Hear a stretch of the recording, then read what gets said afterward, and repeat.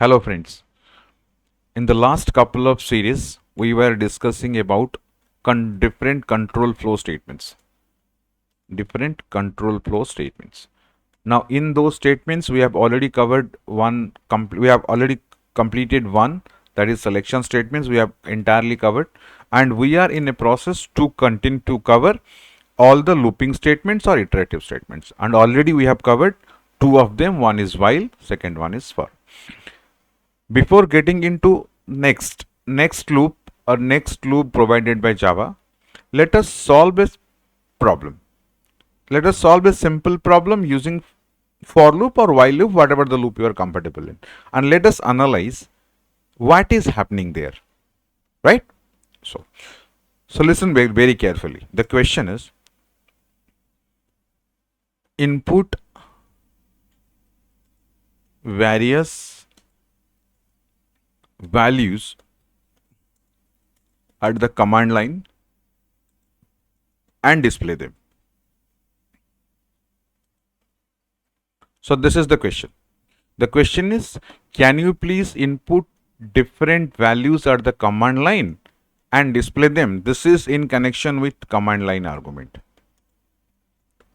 This is in connection with command line argument. I think this particular topic we have already covered, and in case you have not into that video, please go back and see that video entirely about command line arguments. I hope that's not a big video. That's only 27-28 minutes video. You complete that video and come back here so that we can you can able to understand what exactly command line arguments are and how they are behaves, right? Okay, let us continue. This is the question, right? And as far as we know, we can pass arguments and command line. So let's start writing this program. So as you know, this is the normal scenario. How do we write a program? And to accept all the command line arguments, we have string array args, which is there in the main method, right? And JVM basically supports this one. So here what we will do, we will use for loop. So to use for loop, this is the simple way. Int I equals to 0. I don't know how many arguments are passed. I can go with for, I can go with while also. So let's use for. We can also use while. So what we will do, we have to print the entire one. How we can find out? We can find out like this.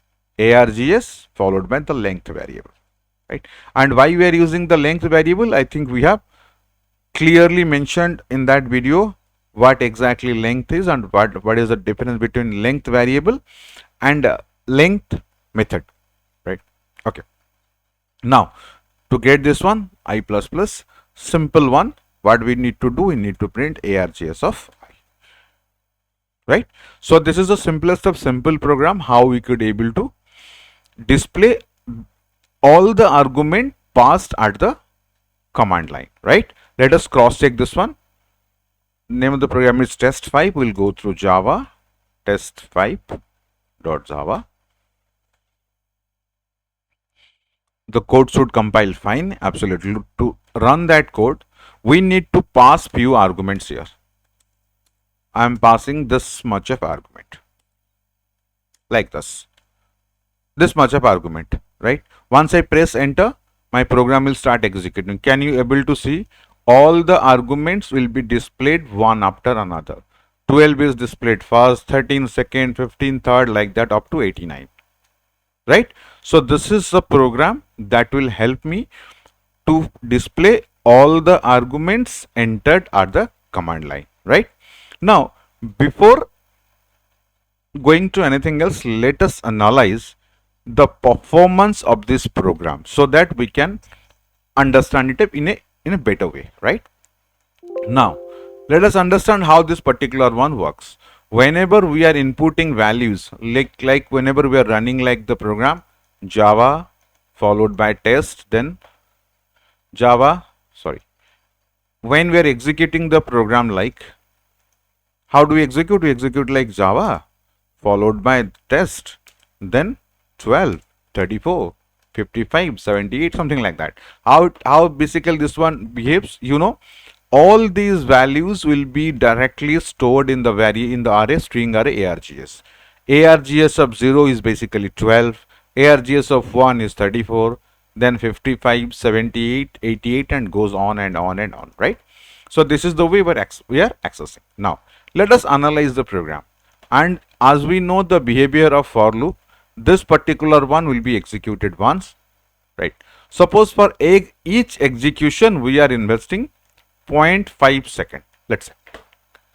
Keep this in mind. What we are doing, we are testing the performance of for loop here, right? Because the major intention is to write an efficient program, not a normal program.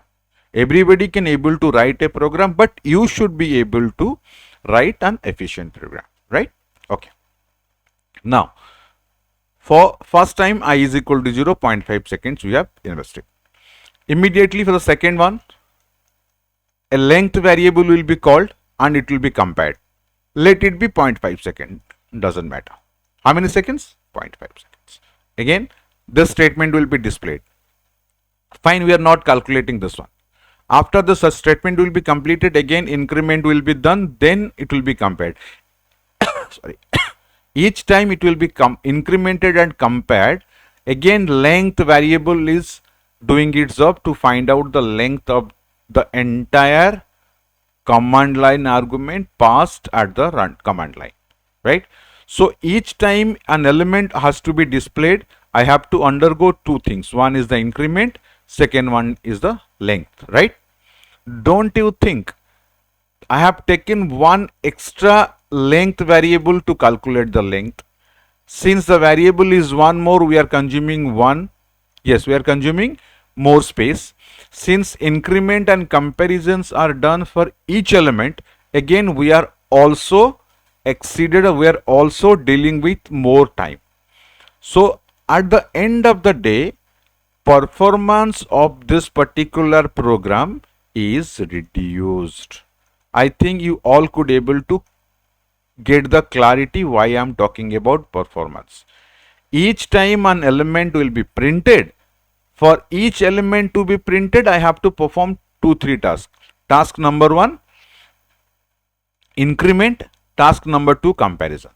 For each element to be printed. If there will be 10,000 elements, for 10,000 elements, we have to perform 20,000 comparisons and 20,000 increments.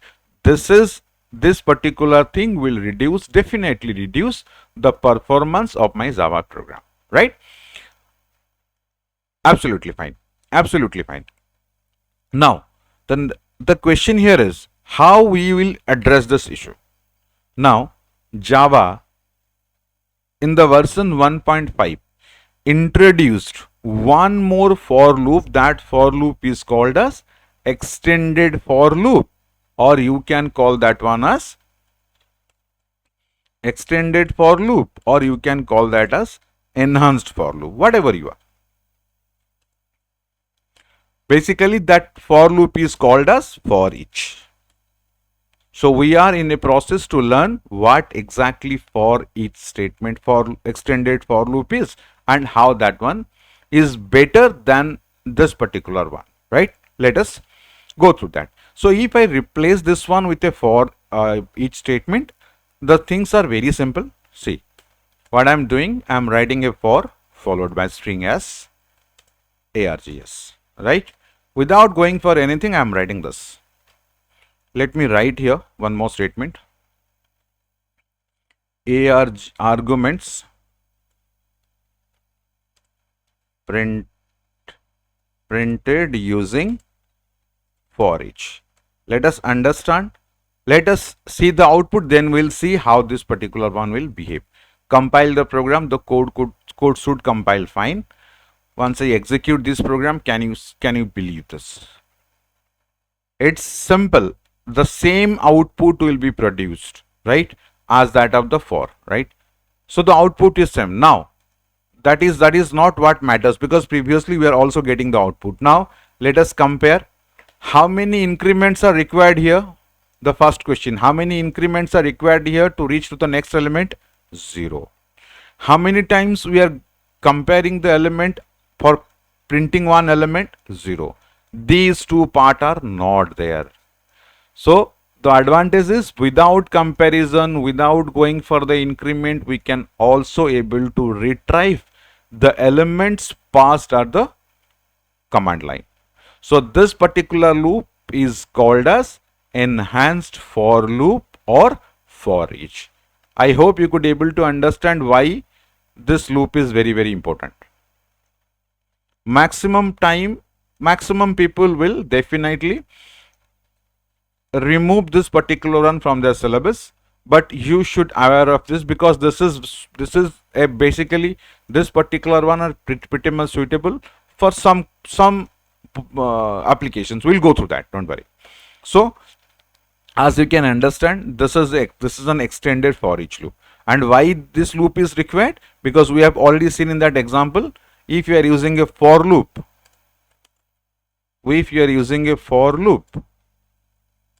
to extract the elements of an array, then we have lot of issues. Issues number one, time and space and time complexity will be more.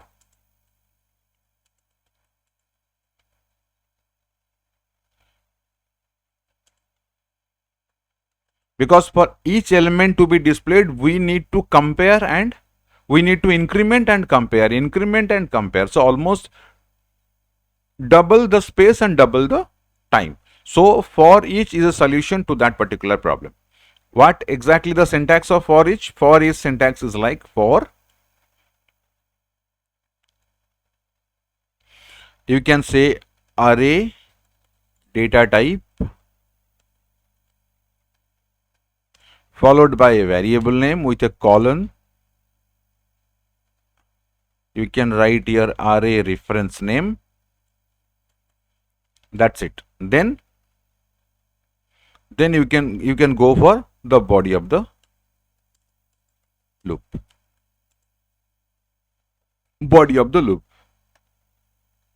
Let us understand how this one exactly working and what these are. What exactly this one? Array data type followed by variable. Remember, this particular loop is only applicable to two areas. One is array concept, second one are collections. Don't worry, we'll talk about collections and array very, very shortly. Don't worry. Not in this video, in some other video.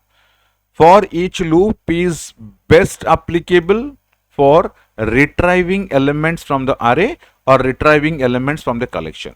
And if you can notice, in the last example also we have taken ARGS. And what exactly ARGS is? ARGS is none other than an array, right? And the syntax goes like, what we need to do, we need to write array data type followed by variable name, then array reference variable name. What exactly that one? We'll clear this from the example. See, as we are in a process to display the element stored in ARGS, ARGS is the array from which we want to extract the element. That is requirement number one. Now, what is the data type of ARGS? The data type of ARGS is string, right? That's why we require a variable string here.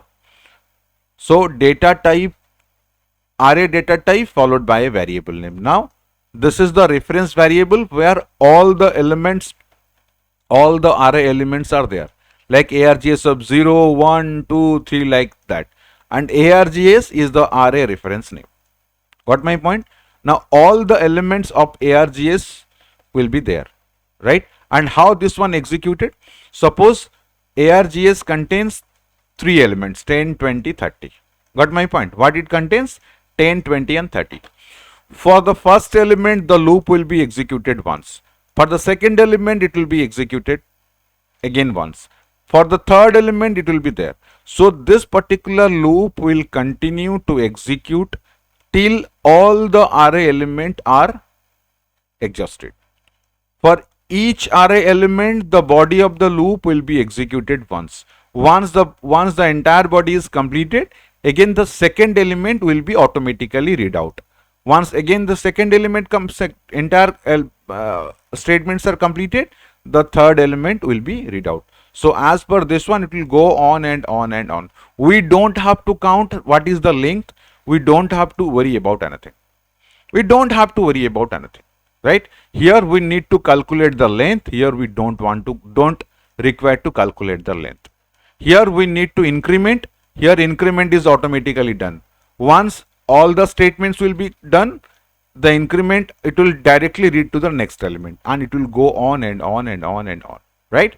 So this is how the for each statement is executed, but it has its own advantage and own disadvantage. We'll look into that. Let's go for one more example. Suppose we are going for an array. We are going for an integer array. Integer, I'll go for ARR. Suppose I am going to store few values, 10, 20, 30, 50, 70, like that. So how many elements are there? The total number of elements we have stored are 5. If we apply for each into that, see how we are doing this.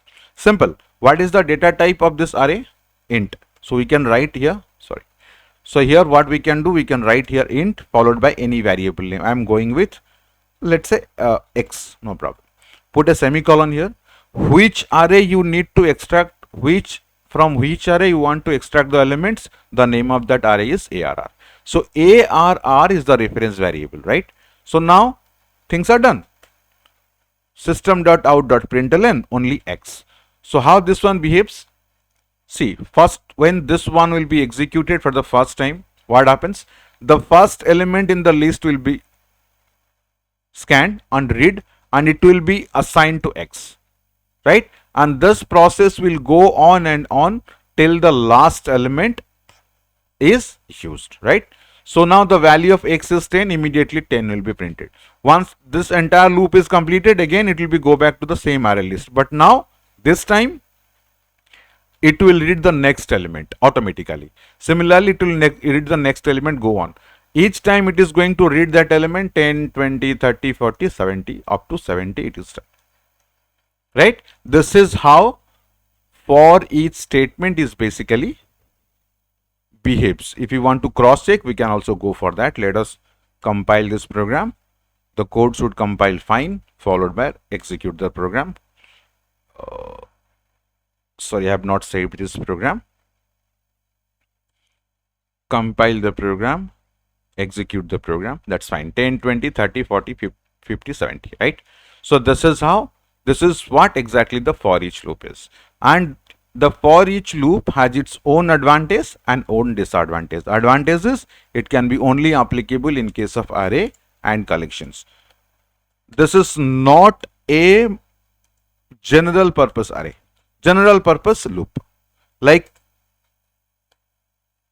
we cannot use this for each loop for general purpose, like to print the prime numbers, like to like to generate natural numbers. No, we cannot able to do that. But whenever we are talking about a list, whenever we are talking about a collection, the best way, not in terms of programming, not in terms of number of lines of code, but in terms of space and time, the best loop we should go for is, yes, for each loop. Now with this we have come to the conclusion of pre-test loop. In the pre-test loop we have already covered few loops, like we have covered for loop, we have covered while loop, and also we have covered for each loop. These are the three loops that we are calling this one as pre-test loop. And for each loop is not, you cannot fully call it, it is not like pre-test, post-test, something like that. But pre-test, why we are calling this one as pre-test? Because the condition or the things are there in the beginning, right? Here you can take one more example. Suppose here if I am using a for loop, see the difference. Suppose I am using a for loop here. There might be chance, suppose I am writing integer I is equal to 0. By mistake, what I have done, I have written like I less than equal to 10 and I plus plus. But the problem is, I have only how many elements? 0, 1, 2, 3, 4. So up to 4 I have elements. But by mistake, I have given like,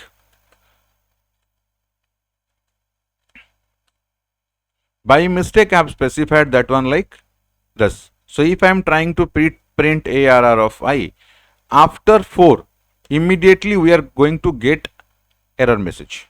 If we compile this one, if you run this one, definitely we are going to get an exception, array out of index exception. So if we are using a for each loop, since we have not specifying the end part will be automatically taken. So this kind of exception will never happen on this. So make sure you all are able to understand this particular point.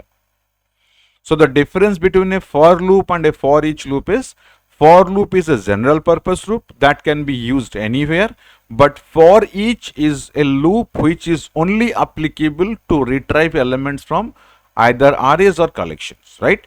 And the disadvantage of that particular one, this is not a general purpose loop.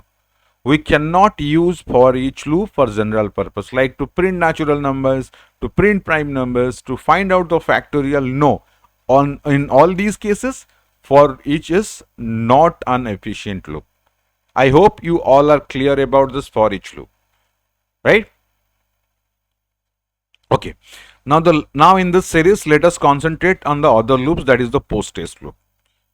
With that loop, we'll conclude the session. We'll conclude the session with the post-test loop. As the name suggests, post-test loop matlab, post-test loop is a kind of loop where test means condition will be checked at the bottom of the loop.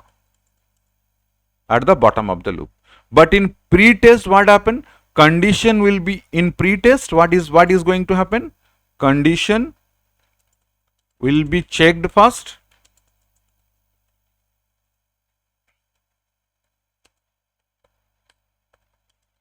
Then the statements are executed.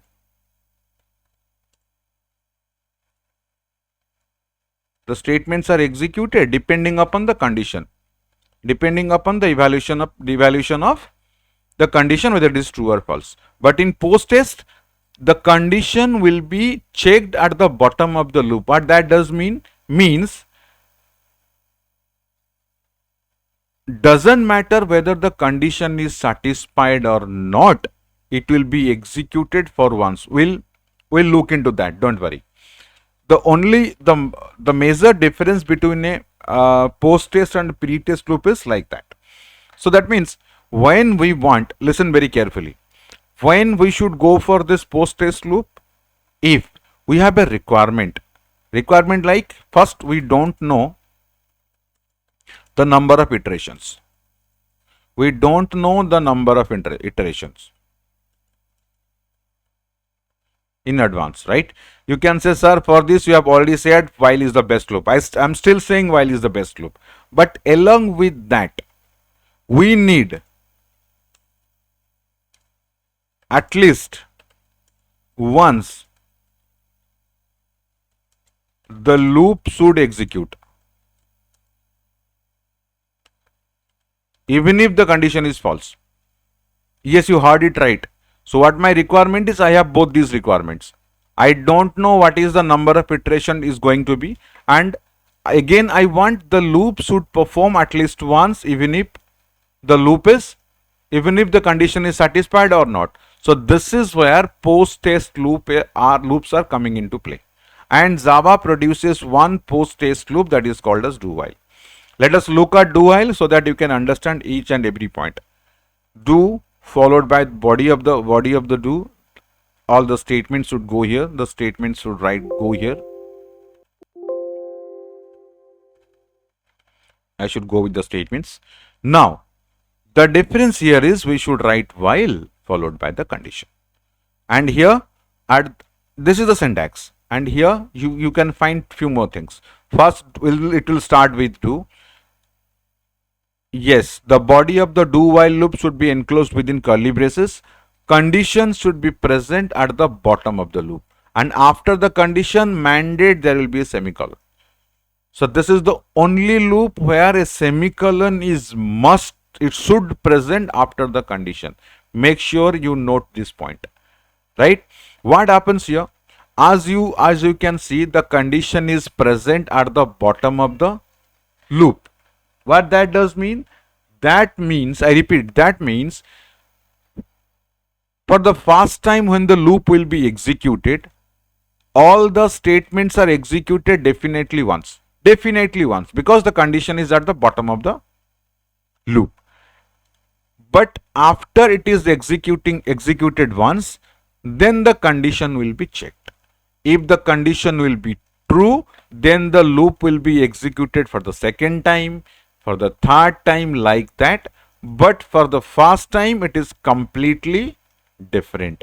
So there is always, I repeat, there is always a guarantee post test loop or do while loop will definitely executed for once. Doesn't matter whether the condition is satisfied or not. I hope you all could able to understand this point. We can write here, the body of the do while loop is present within curly braces. If no curly braces are there, same story. If no curly braces are there, then how many statements are allowed? Only one statement is allowed. One statement is allowed, right? This part we have already discussed, and this particular statement should not be, yes, should not be a declarative statement. This story we have already discussed. I don't want to repeat the story, right? Next, how do it behaves? How do things behaves like? It will execute the statements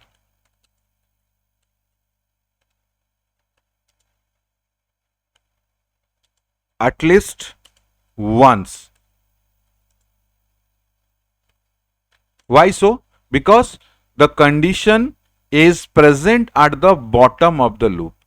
So the condition will only be evaluated after all the statements. Suppose I have 3 statements. After statement 1, 2 will be executed, 3 will be executed. When the third statement will be executed, then only this condition will be evaluated, right? So for the first time, definitely all the statements are executed. That means there is a guarantee at least one statement will definitely going to be executed. For the second time onwards, it will behave as a normal loop. Only difference in executing for the first time, right? Otherwise, all the loops are same with only one difference if it is executing for the first time, right? Okay. Now all the remaining things remain same. What it should be, as we have mentioned, this conditional part, this particular part should be a Boolean value. When we say Boolean value, again all the rules are applicable. Rules like it can be a Boolean constant, it can be a Boolean variable, or it could be any expression. No problem at all.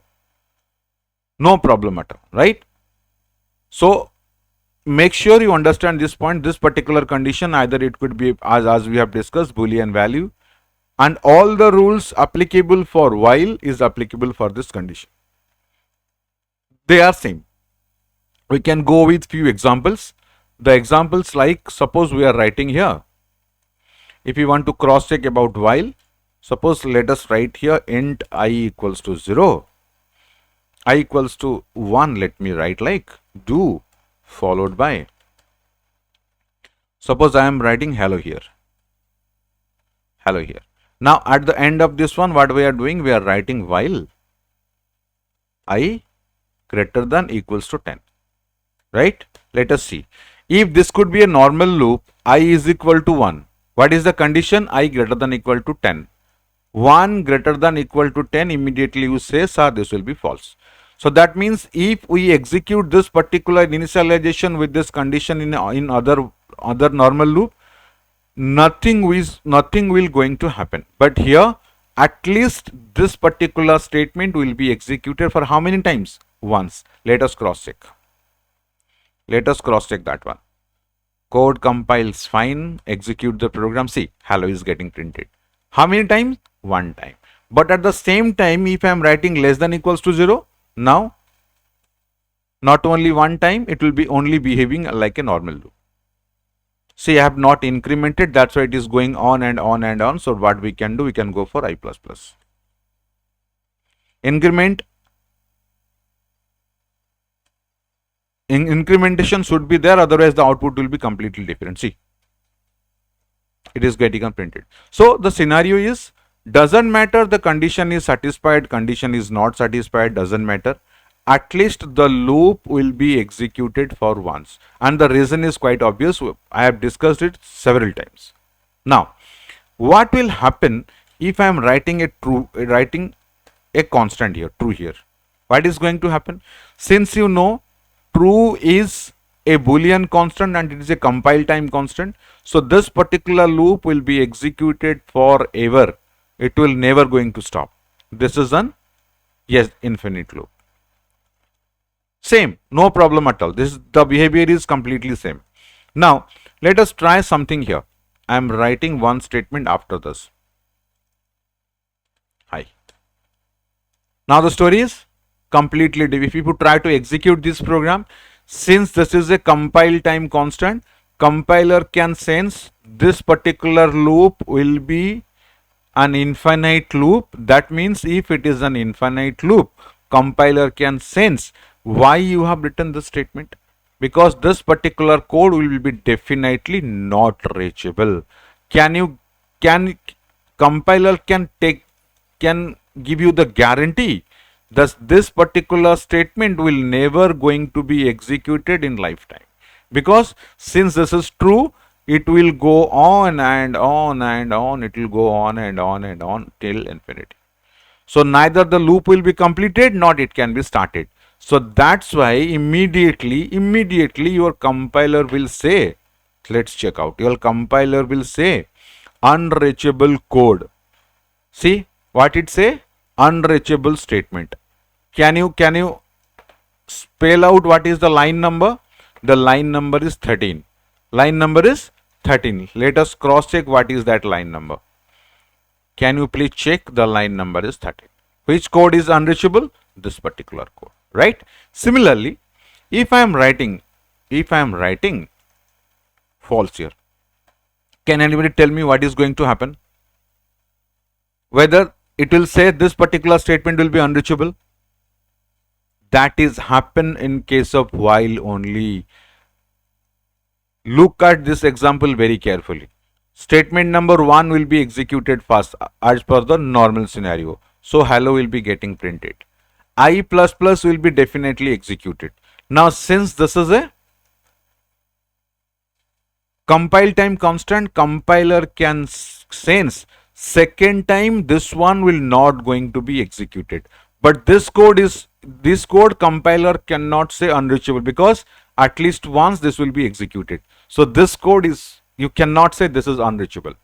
But if you write the same statement in while, if I write the same statement, exactly the same statement in while, if I am writing while followed by false, this particular thing we have already discussed. Suppose I am writing system.out.println hello.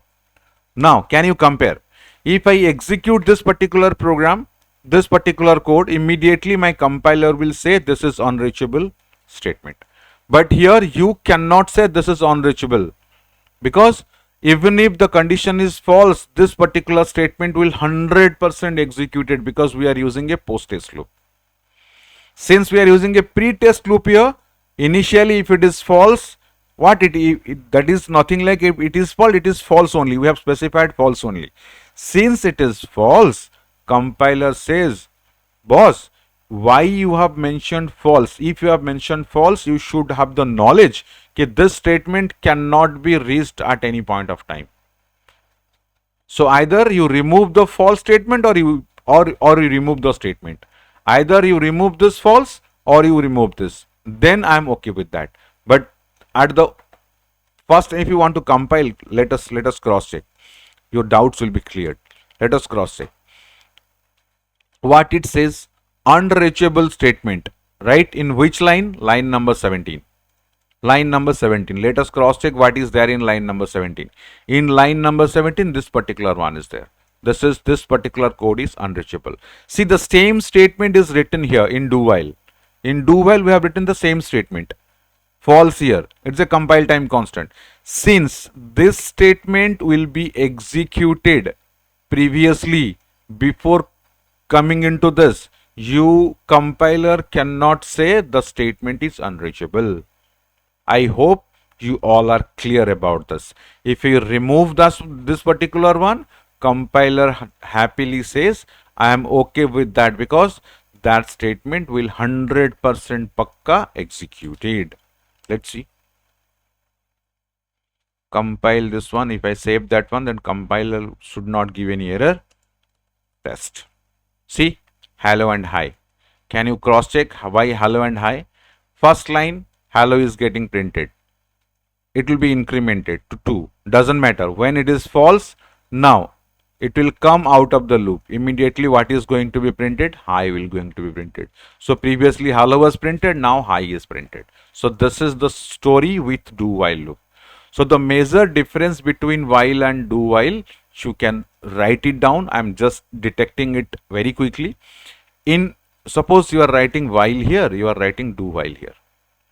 The difference is, in while no guarantee is there, it can execute at least for once, no guarantee. But in do while, it is completely give you guarantee, at least one time it is definitely going to be executed.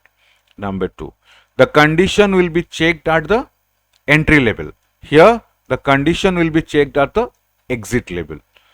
Number 3, we are calling this one as pre-test, we are calling this one as post-test. So 3 differences. And the fourth difference you can specify. In while loop, the statements are executed for the current iteration only. But in do while loop, the statements are executed for next iteration, because after the statements are executed, the condition will be checked. So the statements will be executed before the condition. So that means whenever the statements are executed, it will be executed for the previous iterator, not the current iteration. But in while iteration is done true, then it will be executed. So that is the difference between while and do while, and all the other parts of the do while story, right? Now basically let me come to the application of do while, where do while will be applicable most. Do while, basically the programmer uses do while for menu driven programs.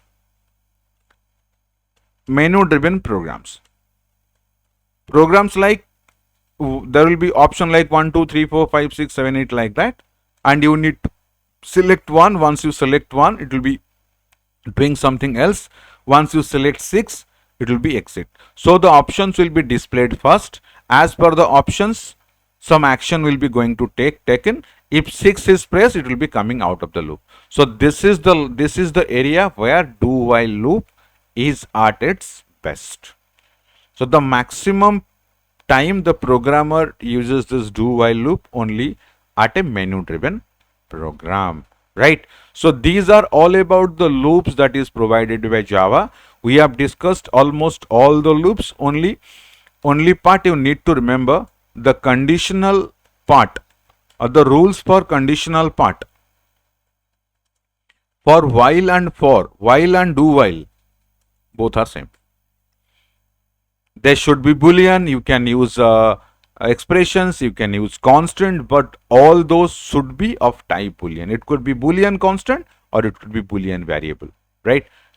You cannot specify anything else. The only difference between that we have already discussed. So please keep on practicing all this. Without practice, neither do while, not for each, no loop is going to help you out. So this is what exactly control flow statements are. In the next session, in the next video, we will discuss about transfer controls.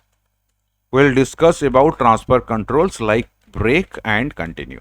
We'll see how break and continue can be used, and how it can be used in for loop, or where it can be used and where this continue can be used, how the pre-test and post-test loop are acting differently on these two statements, right? Till then, please work out your Java codes and do take care of yourself. Thank you so much for joining. Thank you.